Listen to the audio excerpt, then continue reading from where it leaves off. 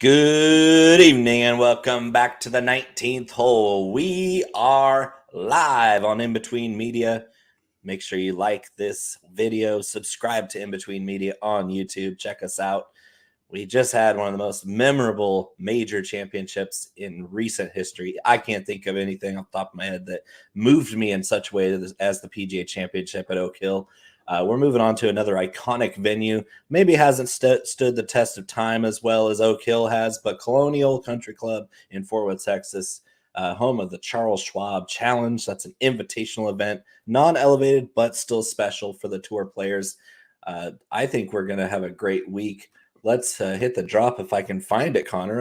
I'm kind of just talking as I try to scroll here. No technical difficulties this early. There it is. Here we go. Here we go. Now.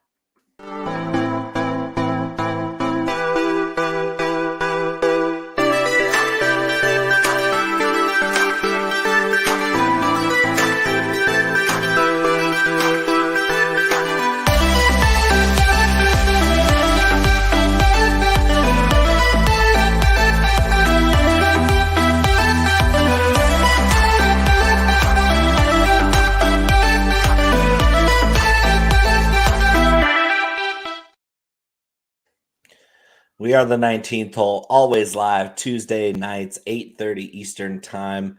Connor's in the Central time zone. It's 7:30, and here in the Pacific, it is 5:30 p.m.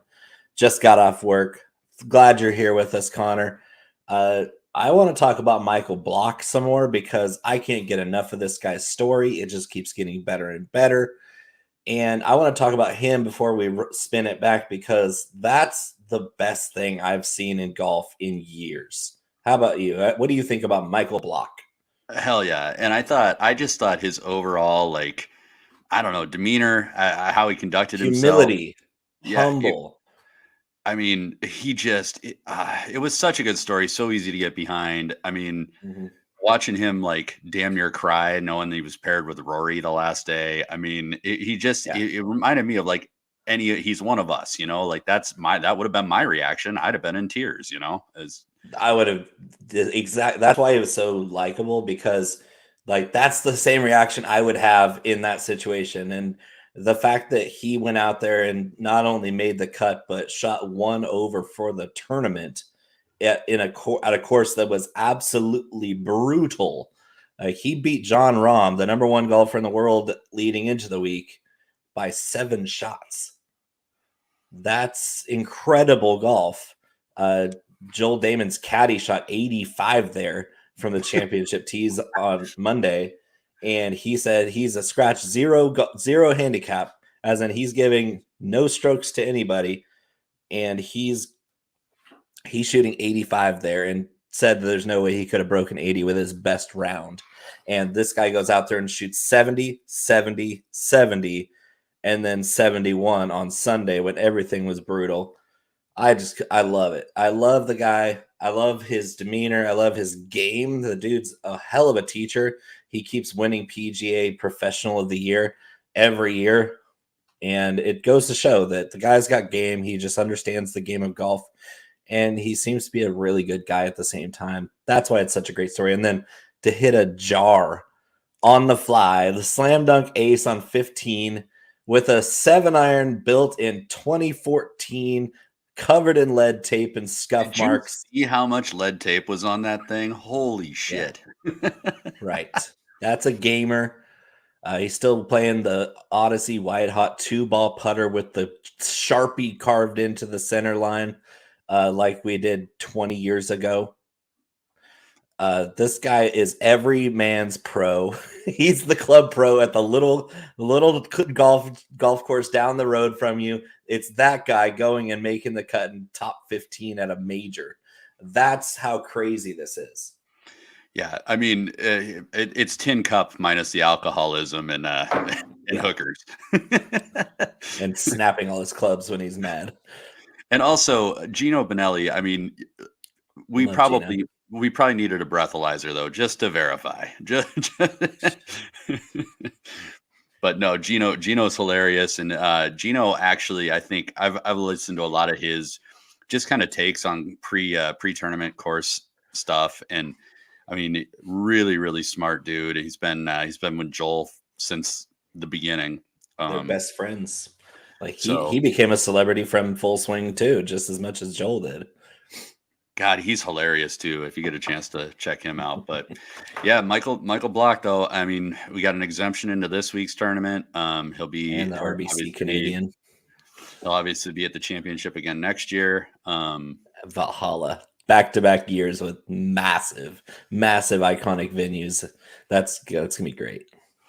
It's funny though, because, and I know you know who he is, and I know who he is, because I mean, he has been grinding out, exemptions, PGA starts since I think it's 2012 was one of the first PGA championships that he played in. But this guy's been around. I mean, he's definitely a grinder, and kind of to your point, Bo. I mean, he's one of those people that you give him the right amount of opportunities. If we can get him out here 3, 4, 5 weeks in a row, like, he may make some noise. I mean, he's actually got a pretty good, solid all around game. So, hey, Wendy, thanks for joining us again. Yeah, they are tempting us. The sports books know what kind of degenerate, gullible people we are. They're giving us a plus 200 boost on DraftKings Sportsbook for Michael Block to make the cut this week. So look out for the sucker bets, because I'm not sure if he makes the cut this week. The Cinderella story might continue. We obviously didn't expect him to slam dunk an ace or make an impossible Phil Mickelson-esque up and down on 18 to make the top 15. One of the greatest up and downs in major golf history, period. And that was all after the magical story had begun 2 days before. So let's spin it back. Let's talk about our another picked winner on this show. We just keep hammering the outright winners. Let's just keep it going at Colonial. I don't think there's any doubt in my mind we can pick the winner here.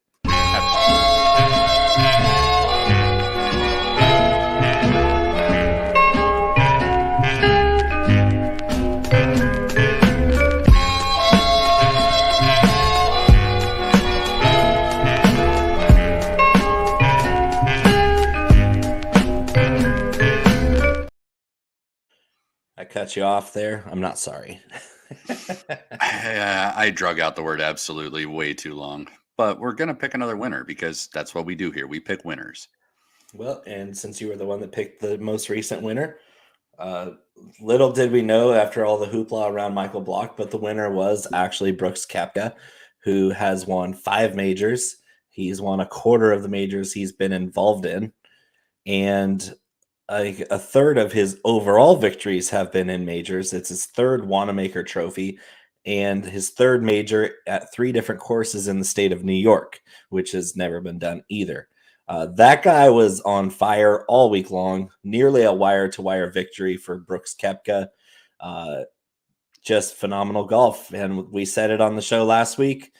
Take those live tour discounts and majors, because the books were dissing all these live guys, and look at everybody. I mean, Cam Smith, top 10, cashed me 320 plus 320. We had DJ in contention until Sunday. He fell off on Sunday, but he was right there all week. Koepka dominates the field, wins by 2. Live guy. This is all that these guys did not forget how to play golf, especially these top 10 guys that took a bunch of money to go over there. They still have every bit of the competitive edge and ability to win majors that they did last year when they made the decision. Nothing has really changed. And when you have wolves out there like Brooks Koepka, sharks as they called him on the telecast, he's a wolf. He's out there for himself, and he's out there to win big bucks, play amazing golf under pressure. That's what we're talking about. I don't care what tour you play for. If you play that well, you're going to beat everybody in the world. Yeah, and you and I have kind of had differing opinions on the Live Tour. I'm openly not somebody that opposes it. I have my own reasons, whatever. That's not what we're going to talk about. But to your point, I think all the stigma around Live guys, I mean, if you're watching this show, you're here to make money. You're here to make bets. You're here to play DFS. And yep.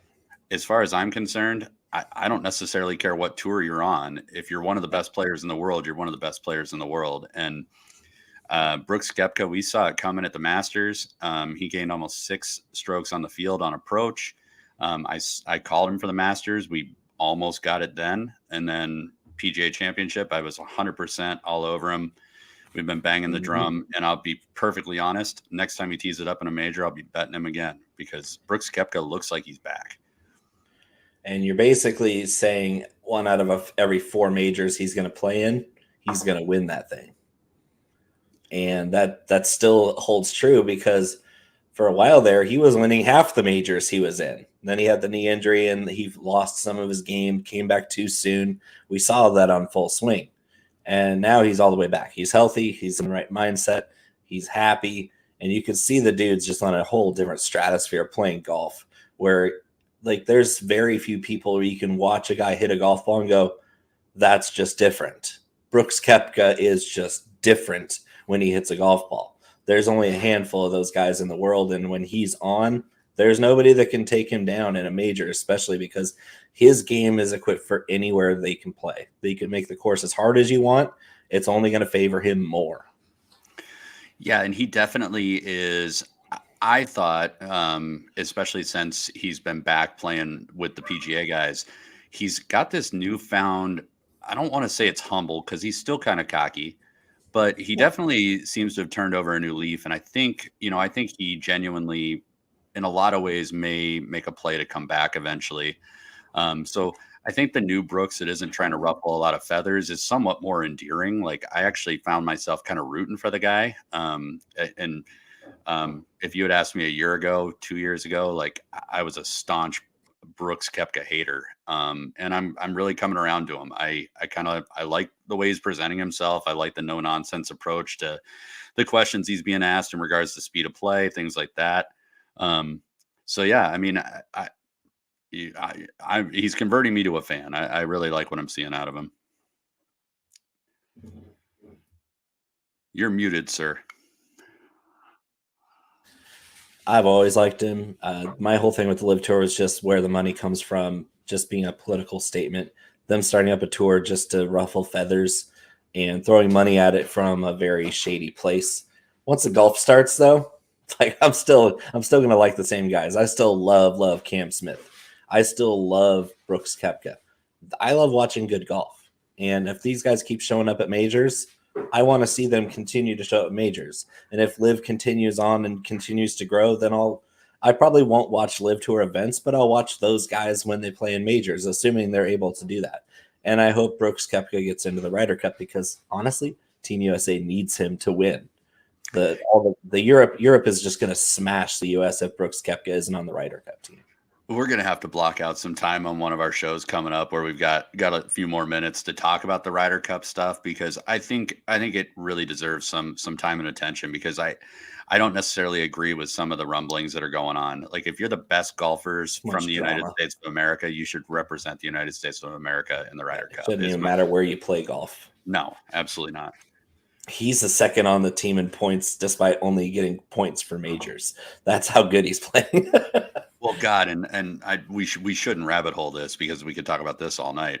But you go down that list of the top 20 guys in Ryder Cup points right now, it gets awfully sketchy once you get outside of maybe the top 10, top 12 if you're being generous. Yeah, and one of those fringe guys is Kurt Kitayama, who's comfortably now within the top 20 in the world rankings, top 5 finish at Oak Hill. I mean, I guess I'm just the Kurt Kitayama whisperer because the dude wins at Bay Hill, misses 4 straight cuts, which we were pretty much off him all 4 of those weeks, right? I think we played him once out of those 4 weeks. And then I get a nice, I just get this nice gut feeling that his game just matches well with Oak Hill. And guess what? Kurt Kitayama top 4. Ties with Bryson and Cam Davis at -3. Finishing at -3 in that course for 4 days is bonkers. So anytime there's a longer course that requires long approach shots, with difficult fairways to hit, and the scoring average is going to be worse. I think Kurt Kitayama is a plug and play at any of those kind of places. Not sure about this week, but like going forward, he's talented enough to hang with anybody if the conditions are rough. Yeah, again, if we're going to talk about Kitayama for a second, like absolutely, I think you specifically, but us collectively, like have kind of been able to pinpoint when he's going to show up. And to kind of to your point, this week might be a stretch for him. I think it's a little too tight. I think it's really de-emphasizes distance and drivers. So not saying he can't compete. He's actually really proving that he can kind of step in and play almost anywhere, especially after his performance last week. But yeah, I think there's some big things on the horizon for him. A couple of other things I wanted to touch on just from last week's plays. I mean, we took a bath in Jason Day and Ricky Fowler. Woof. Well, mostly you. I might have been a little overzealous with McClusey.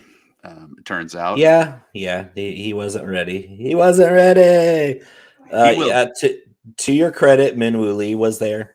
The guys I took a bath on were Fitz and Joaquin Neiman. They both didn't show up very well at all. The rest of my guys were pretty decent, but those were pretty big misses on our part, especially with Jason Day. Everything pointed to him having another solid week, but he looked pretty bad. He looked really bad.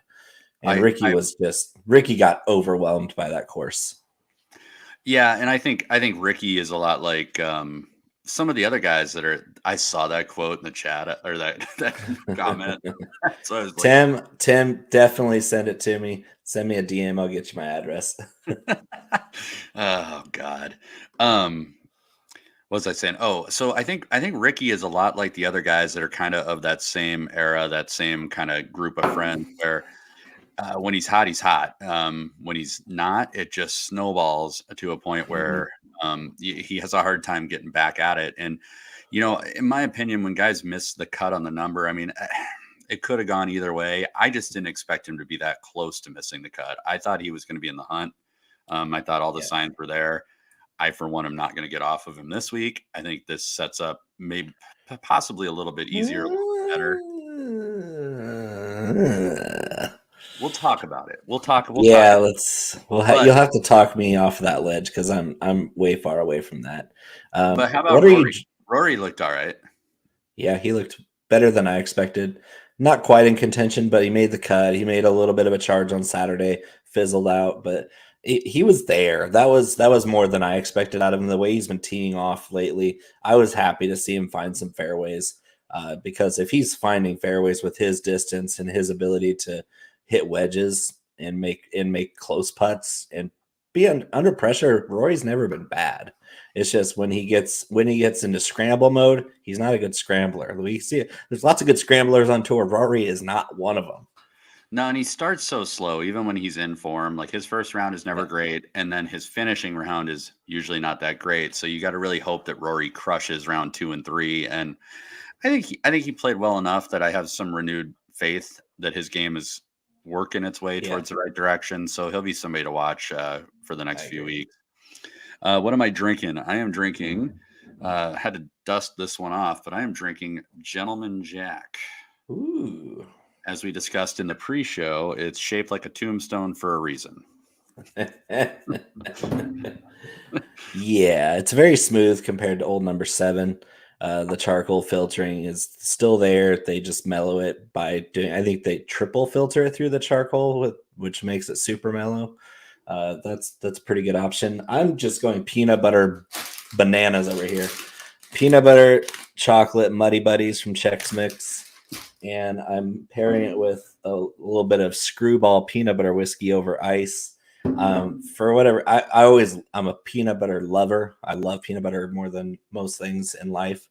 And I'm going full peanut butter ham.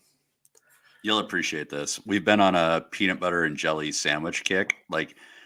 And my wife today ordered a thing from Amazon to make Uncrustables. at home. Oh yes. Yes. Yeah. So we're next level peanut butter and jelly fans over here. That sounds amazing. Wendy thinks it's hilarious, apparently. All right, let's twirl some clubs. I got some bets. I only have a handful of bets for Colonial. I'm not feeling too comfortable about getting aggressive here at the Charles Schwab Challenge, but there are some guys I really like here. Let's twirl some clubs here.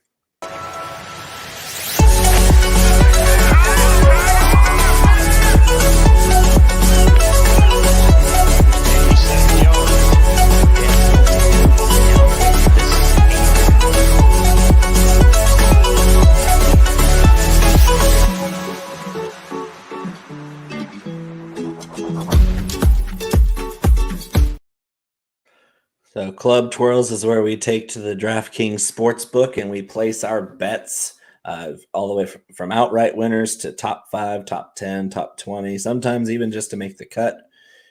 First round leaders. We can do all sorts of things. I keep it pretty simple. I pick out a handful of winners. I try to pair those winners with a top 5 or top 10 or top 20 just to kind of feel out where their odds are sitting. What kind of player are they? If they're a favorite, I like to pair the outright with a top 5 or top 10. If it's a long shot, I like to pair their very long odds on outright winning to a top 20 finish so that I can compound my wins if I'm right about that player. That's what happened with Kitayama last week. I picked him outright at 250 to 1, and then my top 20 bet was plus 600, so 6 to 1 he paid out. If I had felt really, really, really good about him, I could have bet a top 5 and top 10 and won quite a bit off of that inkling. But 6 to 1 payout on a top 20, that's pretty much as good as it gets in a major. I'm very happy about that. Let's start at the top, Conor, with Scottie Scheffler. He should have won here last year. Had kind of really bad Sunday and fell to Sam Burns last year. Sam Burns was 5 under last year on Sunday, and Scheffler was +2. So it was Scheffler's all the way to the end, and he blew it and lost in the playoff. So let's say plus 400, 4 to 1 for the red hot Scottie Scheffler who finally bagged this one. I say yay on Scottie Scheffler, but do you want me to talk about the course so people know why we're picking people first? Yeah, I think you should. Colonial Country Club in Fort Worth, Texas is what I know about it. Well, sir. It is a par 70, 7,200 yards, bent grass greens. This is, you already touched on it, Burns over Scheffler in a playoff last year, 9 under. It's another course and kind of a stretch of courses that really equalizes the field. There's really no one archetype that plays well here other than accurate people. Yeah, straight hitters. Yeah, exactly. Really what I'm looking at here is a lot of guys with solid approach and ball striking stats, specifically guys that are better from longer distances. All of the par 3s are 200 plus yards. All of the par 5s are 600 plus yards. So you need guys that are good with the lengthy steel. Basically, all the par 4s, in contrast, are under 500 yards. So there's really no advantage on the scoring holes. You really want to look for an edge on guys that play better at distance. As far as the course is concerned, it's a narrow, actually significantly more narrow than a lot of the tour stops. It's also tree lined. So it's a lot of sight line type play, which you're kind of hearing us talk about a lot week on week. But this is hit to a point, set yourself up for a good approach, and you're not going to overpower this course. So it's a lot of focus on accuracy again. And besides the kind of tight corridors and the tree line fairways, a big defense of this course is often the wind and the high temperatures. This place dries out. It's already super fast to begin with. Not quite as bad as last week, but definitely quick, both on the fairways as well as the greens. So it's definitely one of those things with wind and temperature. I like to check closer to lock with the weather, like me telling you what the wind is going to be tonight. I mean, it could be 100. It's Texas. It changes by the minute. Right. So I would recommend checking some of the wind stuff, maybe Wednesday night, just to get a feel if there's going to be a wave advantage. I'm not a huge wave advantage guy, but when you start talking about 20, 30 mile an hour Texas winds and heat, it's worth considering. So outside of that, I mean, there's a lot of course comps for this place. I did want to call out, I did look a little bit at Harbor Town and a little bit at Pebble Beach. Those are the two that kind of stuck out to me in terms of similar sightlines, similar distances. So Harbor Town for sure. Pebble Beach because it's a split course event. I could narrow it down to Spyglass only because that's really the course that comps to this place. Spyglass and Colonial are both timeless, tree lined, narrow as a gnat's ass courses that you're just like, you're looking for people who can hit it straight. Or if you have guys with power, go for the guys with power who hit a left to right ball flight. We want guys who are good off the tee with a left to right ball flight or a higher ball flight. Ironically, I found that a lot of the guys that compete here have a high ball flight, despite it being windy half the time. High ball flight left to right, like Scottie Scheffler, like Colin Morikawa. And that's kind of where I went, is so guys that hit a left to right naturally and are very accurate off the tee. That's huge for this course because you have all these guys that can, it's just like copy paste in the fairway, and then they're hitting good approach shots. I really want to see a guy who's been struggling this year find his groove at this course. I'm starting not with Scottie Scheffler. 4-1's just too short for me. I love the guy. I think he's going to be very, very highly in contention this week. But I'm going to start with Colin Morikawa at 16-1. And I also like Tony Finau. If I can get his number to just inch off of 14, it's too low right now. You're not playing Tony because he burned you, but this course is perfectly set up for Tony Finau. Perfectly. Super duper. I have nothing to say about Tony Finau every single time that I know. But I had to play him because he's a perfect fit for this course, and I knew that he just got done burning you again. I much prefer. He doesn't burn me. I didn't play him last week. You did. I much prefer Victor Hovland over Tony Finau. I don't think same number. And here's the reason why. And this may be a bit of an eye test because I know Victor Hovland has some reputation for not being great around the greens, getting a little wayward off the tee, all those things. But over the last 24 rounds, that's just really not been the case. He's been competing. He's been right there. He also plays poorly after majors his whole career. Sounds good, but I will definitely say that I thought what Hovland did last week was way more impressive than what Finau did. So at the same number, I would rather put my shares on Hovland. I don't feel super great about either of them in comparison to Morikawa. I'm with you on Morikawa. You're agreeing on a guy. I'm also really interested in Sungjae Im at a couple points more than Morikawa. I like the what's he coming? Speaking of terrible at Oak Hill. Yeah, but again, we thought distance was going to play a part, and Sungjae Im is not incredibly incredibly long off the tee. So getting to a place that requires accuracy, which is a little more his bag, and he also generally is pretty good from longer approach distances. Like I kind of like going to Sungjae here. I think it sets up a little better for him. Yeah, I like but not love Sungjae. I mean, usually that's the opposite. I'm usually the biggest Sungjae fan there is. I just don't feel it this week. The way he played last week was abysmal. He shot 80 on Thursday at Oak Hill. And Oak Hill is actually not that different from this place. It's just longer and tougher. They set it up a lot harder, of course. The field is a lot better here or at Oak Hill than it is here. But I'm dropping down into the 20s. I like Justin Rhodes. I love Tommy Fleetwood this week. This dude is on fire. Yep, I'm in on Fleetwood. No disagreement from me there. Also, I mean, right there at the same number, I already hit on it. Like I'm gonna go back to Ricky Fowler, also on fire. Can't do it. Interesting that Jamie brought up Underdog because I took a free $5 ticket in Underdog and turned it into $750 American over the weekend. Boom! two golf 5 legs and one UFC 5 leg, and we took her to the bank. So yes, sir. Had a pretty good weekend over there on Underdog. Yeah, the PayPal was humming. Yeah, it made the burn of having a lot of missed cuts on DFS a little less severe. Yeah, you had quite a few of those. I won't mention it because I didn't win in convincing fashion, but I did beat you in DFS this last week. But it wasn't like I was proud of my lineup either. So we'll just keep moving on. But we will for, just for historical reference, we will say you did win last week. Yep.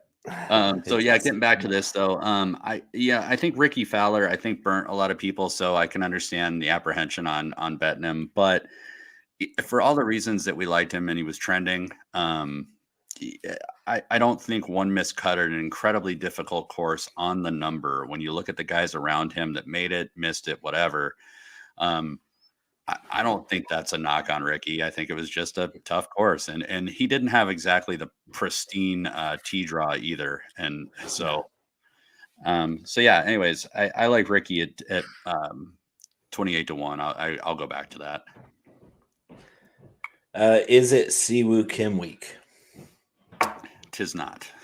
Okay, thank you. Steven Yeager. It's been coming up in my model. Same as this is a guy that we both love. Played extremely well last week, but 75-1 for Min Woo Lee seems like a steal. It does, and it pains me to even have to say this to challenge it, but when is Min Woo gonna do something? Like, I know I brought him to the table, but like as an outright, like I just don't know if I can get there. Is he gonna win? No, yeah. I don't think like if you can get a decent top 10 number, I would feel better about that. You know who I do think in this region that can win is Eric Cole. Same. And Hayden Buckley at the same number. I like them both. Hayden Buckley, our scoring average champion, if you just take Friday out of the equation.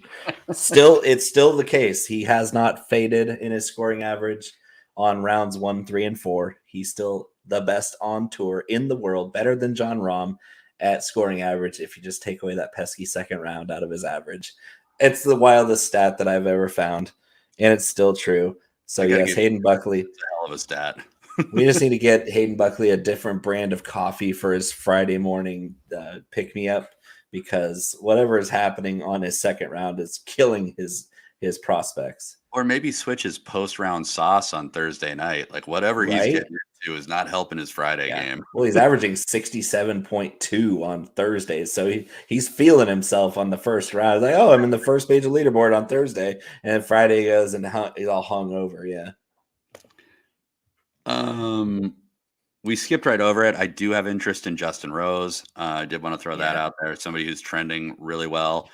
And again, I think this is an easier setup than last week. So I like Rose to keep on rolling too. And he's also won here before. As a matter of fact, I think he has the lowest score to par in the last 10 years at this course. Had a 20 under.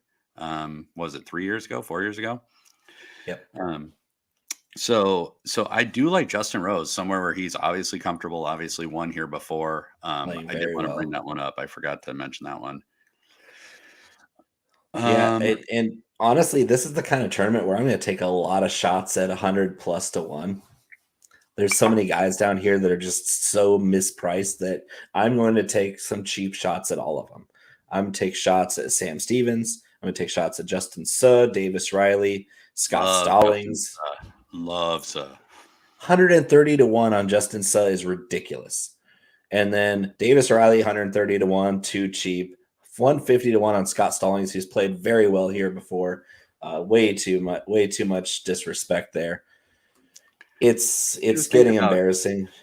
What do you think about JJ Spawn at 100-1? Does this not feel like a JJ Spawn course? I would if it was shorter, like if he wasn't going to be hitting long irons. If he's hitting wedges into greens, then yeah, it's a JJ Spawn week. But his long iron game is scary bad. I don't know, man. That match play was down in Texas, and he was hitting some longer clubs down there, and I mean, he looked nails. I don't Yeah, know. that wasn't Colonial. This is a Texas course that doesn't look like a Texas course. No, for sure. I'm tracking with that. I just wonder if, I mean, he has been so accurate, even though he's struggled to make cuts and stuff. I mean, he pops on occasion, and if accuracy is the name of the game, I mean, 100 to 1 is not a bad number to throw a couple of bucks at. True. And I have two guys that are even farther down than that. I also do. Continue, sir. Jeez.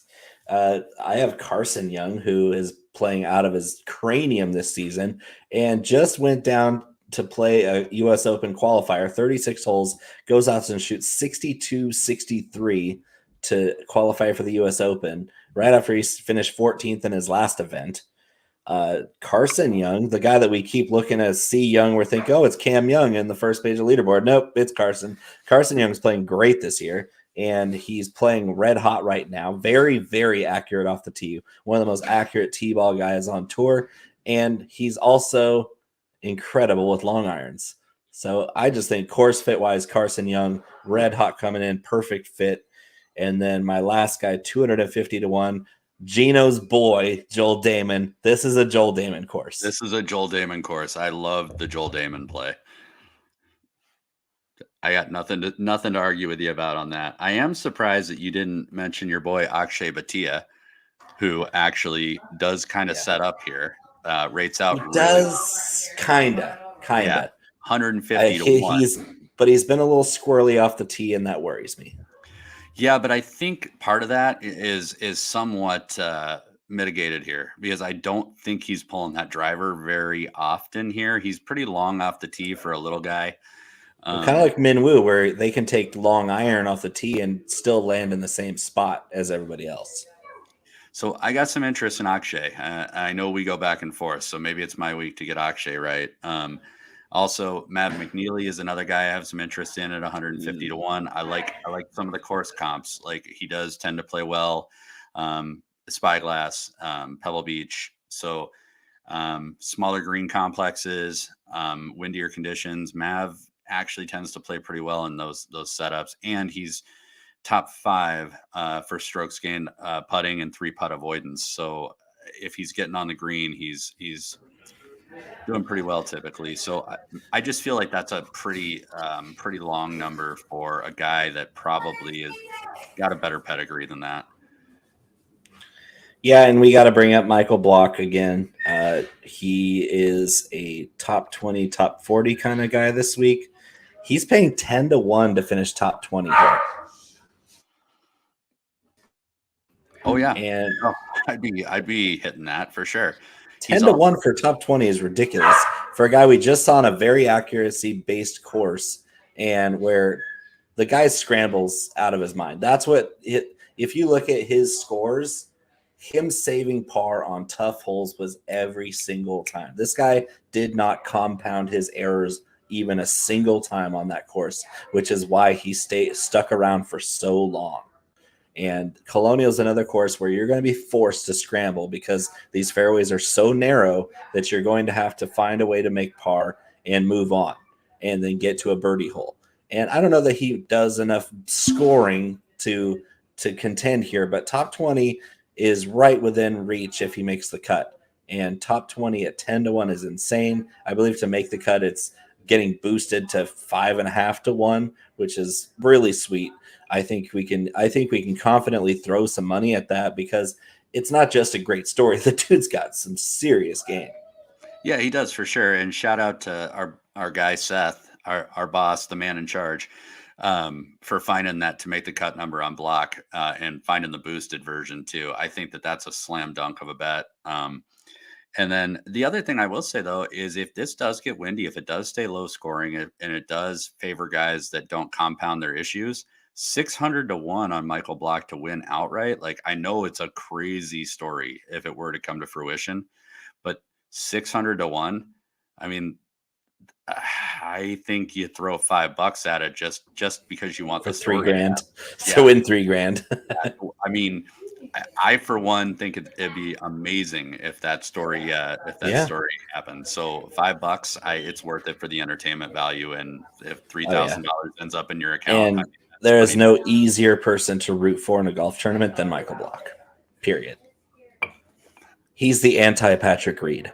I have one more, and you're going to make fun of it, but I'm going to say it anyway. I am pretty interested in throwing a couple of bucks at Kevin Kisner at 500 to 1. I knew you were going to say that, so I'm not going to clown you too bad because Kiz is as straight as it gets.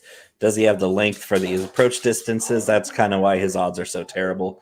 But he has played well here before, not very often, but he does play there occasionally well. Here. Yeah.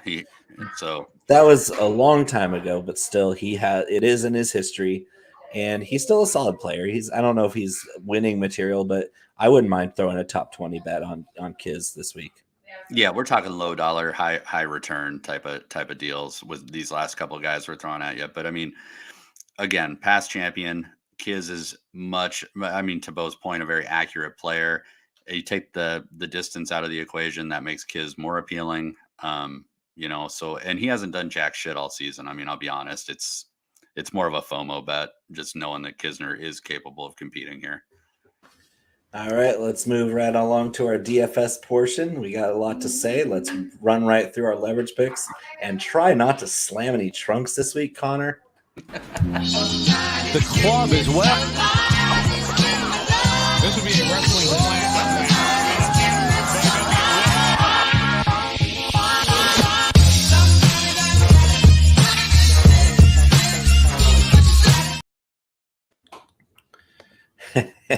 I had to throw that in before the drop so that you had to sit on it. We did mention that Royal Michael Block has been invited to the RBC Canadian Open. That will be fun. As many chances as this guy can get, he should get them. Because, I want to keep the fairy tale alive. Everybody loves a good story. This is a great story. Well, and I just like all these stories that are getting added into the PGA. It's all these guys that nobody knows that are kind of coming out of nowhere and give you good TV and good entertainment to watch. So anything that draws more fans in, I'm all for it. So Scottie Scheffler, 11,500 on DraftKings. How chalky is he, Connor? Oh, he is 27% projected. That is disgusting. That at $11,500 is almost no thank you. Yeah. No thank you. I love Tony Finau, 10-7. I have a feeling he's going to be moderately chalky. Not as chalky as Hovland, I'm guessing, either. So Tony Finau is coming in at about 19. And who is the other person? Victor Hovland, 21. Yeah. So it's not terribly different. So is Morikawa the leverage pick above 10K? He is not, actually. Wow. He is also coming at 20%. The leverage pick would be Max Homa at 10-1, who is projected at 8%. And I also will not be playing that. No, because he hasn't found a fairway in months, it seems like. And this is not the place where you don't find fairways. If you don't find fairways here, you don't find your ball. He might consider teeing off left-handed for a little while. I mean, it's gotten pretty bad. He might go 10 cup and just hit 7 irons on every shot. He would probably be better served to do that at this point. I think so too. I do like Tony Finau in that case, being the least chalky option. Scores a ton of fantasy points on DraftKings, win or lose. That seems to be the going rate for me. But I still have some lineups that will start with Finau and Morikawa because of the sheer number of value picks that I have in my pool this week. It's a very top-heavy field, and a lot of the guys that I really like are really cheap, and nobody's going to have them except for me. So I love it. I love starting my lineups this week with 2 big boppers, 20% or so, because then I can get really funky with the other 4 guys and still be well within the salary cap range. Are you going to be a little different this week? I probably will, for the most part, be at least moderately fading the top. I probably will be going a little more balanced approach again. I do have a lot of value plays as well. I just am not in love with anybody above 10,000, to be honest. Objectively, I like Finau. I think he rates out well. That's no secret. Everybody knows Finau is always going to rate out well. But I personally think that the course lines up a little bit better for Colin Morikawa. So if I've got to take one of the two lesser owned, I think I'll take my shots on Morikawa this week. And quite frankly, like Tony didn't play that well last week. I don't think this is that dissimilar of a course. And it de-emphasizes distance. Like, I don't know. Finau's a stretch for me this week. Okay. Well, agree to disagree there. I, of course, love Morikawa this week. I love him most weeks. Big no thank you on Homa and Spieth. Neither one of these guys can find a fairway to save their life, even though Spieth does have good course history here. It just seems like his game is so different from what it was in previous years, especially last week when his driving game kind of came back pretty well, but his short game let him down. It was kind of weird to see Spieth struggle at something new for a change. I just think his game's all over the place. Sam Burns, defending champ at 9,700, is going to be a chalk bomb and a half, in my opinion, by the time we get around to lock. Sungjae, Rose, and Fleetwood. What a trio in the mid-9s. That's a sweet spot. I don't even care if you start with all three of those guys and figure out value down the board. Yeah, Fleetwood is coming out to be the most chalky. You're looking probably about 23% on Finau. He's the second highest projected. I think you can eat some of that chalk. I think part of that is he may be the second in a lot of lineups, just based on some of the projected rostership. I mean, sense. But I do kind of like the play of going. I don't like Sam Burns this week. I understand the reasons people would play him. But I kind of like going Sungjae, Rose, and then probably dropping down to Fowler as my first three in. Yeah, I can see that. And then alternate that out and do some where I go Sungjae, Fleetwood, Fowler. Just kind of swap the middle guy as starting. So Chris Kirk pops a little bit in my model. I think he's too expensive on DFS. 9,100 for Chris Kirk just seems like you're overpaying for a Hail Mary option there. If he was in the mid to low 8s, I would be happy with playing Chris Kirk because he's a straight ball hitter, good tee shot guy, good long approach guy. But just value-wise, I don't see it this week in Chris Kirk. He had really good stretch earlier in the year, but lately he's been scuffling too. So I like the Ricky Fowler play in DFS at his price. And then I can drop down pretty far to Minwoo Lee at 8,400. Minwoo Lee's great at 84. He's a scorer. Brian Harmon rates out really well here. He's a prior winner as well. Steven Yeager rates out well here. And the 8s are kind of skimpy for me. I'm not in love with the 8s here. That's why I have so many guys in the 7s, because I feel like the 7s and the 8s could flip-flop and nobody would know the difference. I have a few in the 8s. I also saw Rick's comment in the chat. I don't play over on FanDuel. I will say, like, if you can fit that group into a lineup with the salary cap, yes, I'd say roll with that. Especially Bezaden, who rates out 4th in my modeling. I already talked about Fleetwood. I'd pick a different value guy than Bez for me. We'll get to Bez. The rest of that lineup looks spectacular. We'll get to Bez in a second because we're almost into the 7s. But I actually, of that lineup, the person that I'm probably most sketched out by is Young. I think that's more of a reach and more of a recency bias, in my opinion. That's Carson Young. That's my guy. I'm betting it. I get it. DFS wise, you'll notice I didn't say I agreed with you when you brought it up earlier. Well, DFS wise, it's a different story. Betting wise, I like his course fit, but is he going to contend and score here in most cases for DFS? That's a hard thing to answer, especially when he's not a super cheap option. Like Bez is super cheap, and I get the appeal, but I'm also extremely over playing Christian Bezuidenhout because he burns me every time I play him. Every single time I play him, he misses the cut by 10. So the big thing, I mean, I don't want to skip the eights. I'll do it quick so we can get to Bez since we're kind of on topic. But in the eights, I have a lot of interest in Russell Henley at 8,800. I think that's going to be kind of a leverage spot right there at the turn from nine to the high eights. I love me some Russell Henley. Love him. Does not miss fairways. Number one in this field for fairways gained, which short game's a little sketch, but the nice thing is he's number 7 in this field over the last 24 rounds for bogey avoidance. So even though he's a little shaky on some of the short game, like he's still avoiding big numbers.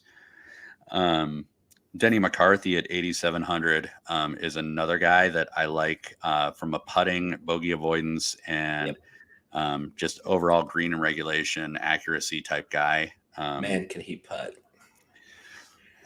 Yeah. Hoagie does rate out number 1 in this field from the 200 plus yard metric that I think is important on par 5s and par 4s. And then did we talk about Jägerbombs? Yeah, I mentioned his name. He's definitely in my pool. He's been really solid. I think as a guy you want in your 6-for-6 lineup, I think he's going to make the cut.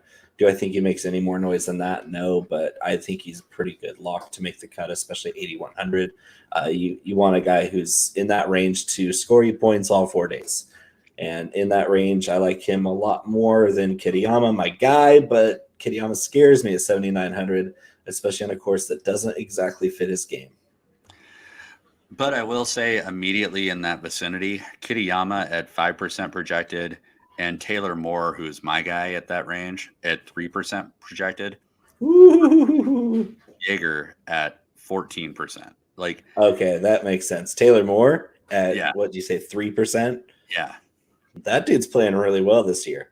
Yeah, and Kitayama at 5%. You got to throw him in your pool just for that fact, because when he's hot, we've seen him do all the things that the top golfers in the world do. Yeah, and Kitayama more so than Taylor Moore is a little bit of a sexier pick. So, I mean, I feel good going either way. But the thing I like about Taylor Moore is he's going to be a lot less likely to get himself into as much trouble as Kurt is. Like Kurt is the same guy that threw his driver twice on the same hole last week. Understood. but I'll say this, like Kurt is a lot more likely to win. Yes. Taylor Moore is a lot more likely to make the cut and play for the weekend. Yeah, Kurt's all or nothing, it seems like. Yeah, and so that's the only reason I say it's a weigh your risk adversity there. Because I don't think Jaeger is a full-blown or foregone conclusion either. I mean, I think he is playing well, but Steven Jaeger too chalky. That's too chalky for him. Not only is it too chalky, but I mean, if you flash back even a year from today, I mean, he'd be priced at like $6,200 missing cuts. You know what I mean? Yeah. Like it's these guys ebb and flow, and he's on the upswing right now. But at 14%, I'll be late to the party, I guess. I'll be definitely late to the party on Bez at 7,700. I think Bez is a $6,500 player every week. I don't understand why he's so highly priced this week. Well, he's so highly priced this week because he's number 1 in this field for most of for 3-putt avoidance. He's number 1 in the field, which is important here. These greens are going to be fast. They're going to be tough. He's number 5 in this field from 200 to 225 par 3 scoring and approach. And then his overall ball striking, he's 25th in this field. So $7,700 is actually pretty much perfect for where he rates out in most modeling that you're going to do from the last 24 to 36 rounds. And also he tends to score a fair amount of DK points from time to time. Give me the Todd father. Give me Ryan Fox over him. Yeah, I mean, if you want to mess around with Ryan Fox, you can. He is somebody that can spike. Brendan Todd. I'm probably out on Brendan Todd. Like, come on. I don't know. He's a hard one to get right, in my opinion. And even if you Rogers and Riley, I like over Bez. Riley, I would have some shares of. I mean, really in the 7s, my favorite play is Hayden Buckley in the 7s. Followed. How is he so cheap? How is he so cheap? Well, followed really closely by Eric Cole, who's only $100 cheaper. But I mean, both of them have been putting together pretty good seasons. So I mean, I like Bez a lot, and I'll have him in my pool, but most of the time I'm going to take the $500 and $600 savings and drop down to those two. Over half of my entire player pool is in the sevens. That's how loaded this group is with talented golfers playing well. I'll go down through JT Poston is on my list. Buckley, of course. Ryan Palmer's in my pool because he just pops. His accuracy metrics are really good. Cole is at the very top of my metric. Soo Young Kim back in a course where accuracy and putting matter. This guy's going to be there. Putnam. Bramlett's not here for me, but Stevens is. Steph Straka's here. Like Straka can't do anything right, but you get on a course where you have to hit it straight, and he somehow shows up again. If for some reason this group is just tailor-made for loading up at the top and then just landsliding the sevens, which you totally could do. You could. Damon is 7,000 flat. What is going on here? Yeah, that one I can't figure out. I think that's a misprice. I mean, I don't think I don't think, aside from liking the guy, I don't think that he should be into the 8s, but he should be high 7s. I mean, he should be up with some of the other guys we're talking about. Stallings is 6,900. I mean, there's some guys down there though. I mean, you've got some value plays. I mean, you want to talk about a misprice. I mean, look, I'm going to play some Michael Block because I like the storyline, but Michael Block is 6,900 based on what? Based on one invitational Cinderella event. And he's going to talk about DFS chalk. Yeah. And he's going to get a ton of ownership. I want the guy to win too. Like I have a heart. I am a human being, and I like the story. I like the guy, but I mean, he should be 61, 6,200. Exactly. And that's what it is. But yeah, 6,900 guys I'd rather play. So Chez Reavie actually quietly has been playing very well. He is always very well in some of the accuracy metrics. The scary things about Chez Reavie will probably always be his par 3 and par 5 scoring are never fantastic. But he is number 16 in the field in bogey avoidance. So the reason I marry the three together is just to say, look, if he's only going to score on par 4s, he's going to par on par 3s and par 5s. I'll take a whole bunch of birdies on par 4s because that's where he does his scoring, and there's more of those than any other thing on a golf course. So, yep.